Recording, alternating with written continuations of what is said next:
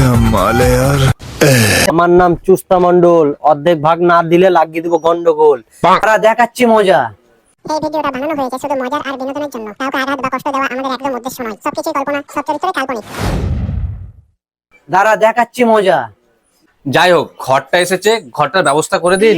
ঘর তো তোকেই দিব, 50,000 টাকা মতো ব্যবস্থা করে দিস, তোর কাজ হয়ে যাবে। জানিসই তো পার্টিতে কত খরচ হয়।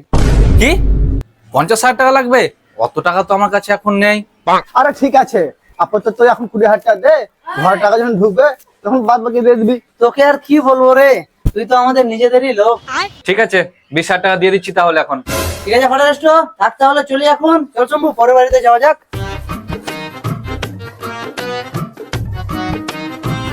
আরে প্রধান সাহেব কোথায় আছেন? কেন এই বাড়ি?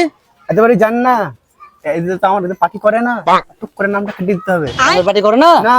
আরে শ্বশুর, ভাগ্যিস তুই ধরে লেছিলিস, না তো সারা তো এক্ষুনি বাড়ি পেয়ে গেছিল। একদম ঠিক করেছিস, আওয়াজ চল। প্রধান সাহেব, শুনলাম নাকি ঘর এসেছে। ভোলার তো কাঁচা বাড়ি, ও তো পায়খানাটাও পেলো না, তো একটা ঘরে ঘরে ম্যানেজ করে দেন। না না, ও বাড়ি পাবে না, ভোলার তো নামই নাই লিস্টে। কেন পাবো না প্রধান সাহেব?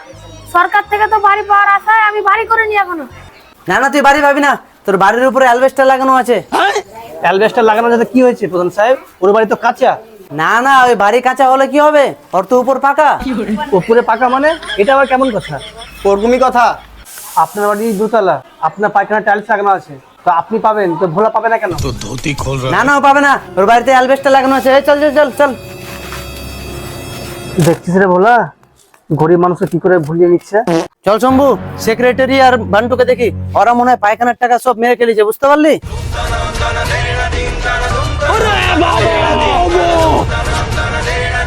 সেক্রেটারি, দুজনে মিলে পায়খানার টাকা মেরে নিলি? না না প্রধান সাহেব, আমরা এই কাজ করিনি। কে বললো আপনাকে? আমরা ভয়ে টাকা তুলতে গেছিলাম, ওখানে জানতে পারলাম। যে তোরা আমাদেরকে না জানিয়ে পায়খানার টাকা তুলে বেড়াচ্ছিস। কি আমাদেরকে না জানিয়ে বাড়ির টাকা তুলে বেড়াচ্ছেন? দেন আমার ভাগটা দেন, আমার ভাগটা দেন। আমার নাম চুস্তা মন্ডল, ভাগ না দিলে লাগিয়ে দেবো গন্ডগোল। না না, এভাবে হবে না, আমাদেরকে সব জিনিস ভাগ করে নিতে হবে। বাড়ির টাকা, রাস্তার টাকা আর মাটি কাটার টাকা এসব আপনারা নেবেন। ড্রেনের টাকা, পায়খানার টাকা আর কাগজপাতির টাকা এসব আমরা ভাগ করে নেবো। বাকি যা বাঁচবে এগুলো সব আমরা ভাগ করে নেবো। ওকে, ডিল ডান। আমারও সাথে আছে শম্ভু, কিছু যদি ভুলভাল করিস তো ভরে দিব বাম্বু। চল শম্ভু, মাটি কাটাটা দেখে আসি।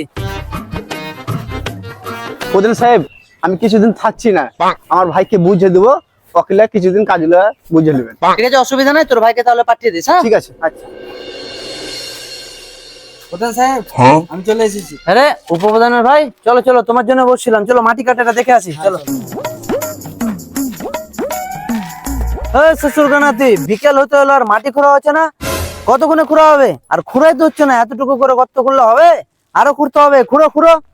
এতটা গর্ত করেছি, আরো গর্ত করতে হবে? না করলে হবে? টাকা কি এমনি আসে নাকি? টাকা কি আপনি দেবেন? টাকা তো দেবে সরকারে। সরকার কাদেরকে দায়িত্ব দিয়েছে? সরকার তো আমাদেরকে দায়িত্ব দিয়েছে, আমরা যেটা বলবো সেটাই হবে। এই দেখ, এতটা করে গর্ত করতে হবে। কি এতটা করে খুঁড়তে হবে? এইভাবে মাটি খুঁড়তে থাক, অ্যাকাউন্টে ঠিক টাকা ঢুকে যাবে। আর শোন, এই কিছুক্ষণ পরে এসে ছবি তুলে নিবি। চল সামনেটা দেখে আসি। প্রধান সাহেব, যতদিন ক্ষমতায় আছি যত টাকা ঢুকবে ভাগ করে নিতে হবে। হ্যাঁ ঠিক বলেছিস তুই। শ্বশুর কানাতি 2 দিনের সেক্রেটারি আবার আমাদের সঙ্গে লাগতে আসছে। মান্টু আমার হট টিমে, দেখি কে কত টাকা মারতে পারে। প্রধান সাহেব, 3 মাস হয়ে গেল, এখনো মাটি কাটা টাকা ঢুকলো না। শুনছি সবারই টাকা অন্যদিকে ঢুকে গেছে, আমারটা কবে ঢুকবে প্রধান সাহেব? তোর নাম কি? তোকে তো মাটি কাটার দিন দেখিনি আমি। মাটি কাটার দিন তুই ছিলিস? দেখ তো ওর নামটা লিস্টে আছে নাকি, দেখ তো। নাম কি তোর? খায়রুল শেখ। না, তোর নাম তো নাই। নাম নেই? দেখেন না একটু ভালো করে পরের পৃষ্ঠাটাতে। ওগুলো কিসের টাকা? মাটি কাটার টাকা নাকি? বললাম না যে তোর নাম নেই, যা পালা এখান থেকে। গরিবের বাচ্চা, টাকা দেখলে মুখ লবলব করে। আমি যে এত কষ্ট করে মাটি কাটলাম, তাহলে? ধুর শ্বশুর, মাটি যে কাটলি ওগুলো তো রাস্তাতে ফেললি, ওই রাস্তাতে হাঁটবে কে? তুই তো হাঁটবি, যা ওই রাস্তা দিয়ে হেঁটে হেঁটে বাড়ি চলে যা। তাহলে কি আমি মাটি কাটা টাকা পাবো না? তুই এখন যা, সরকারি টাকার মান নাই, ঠিক পেয়ে যাবি। পরে আর একবার এসে খোঁজ নিস। টাকা কে ওই আর পায়? সেই রকম অ্যাকাউন্ট নাম্বার দেওয়া ছিল, সেই অ্যাকাউন্টে ঠিক টাকা ঢুকে গিয়েছে। এই দেখ, এই নে তোর ভাগ। ওকে না করিস না কিন্তু, পরের বারে তো মাটি কাটাতে হবে নাকি? কি ব্যাপার প্রধান সাহেব, 1 বছর পার হয়ে গেল মাটি কাটা টাকা এখনো ঢুকলো না?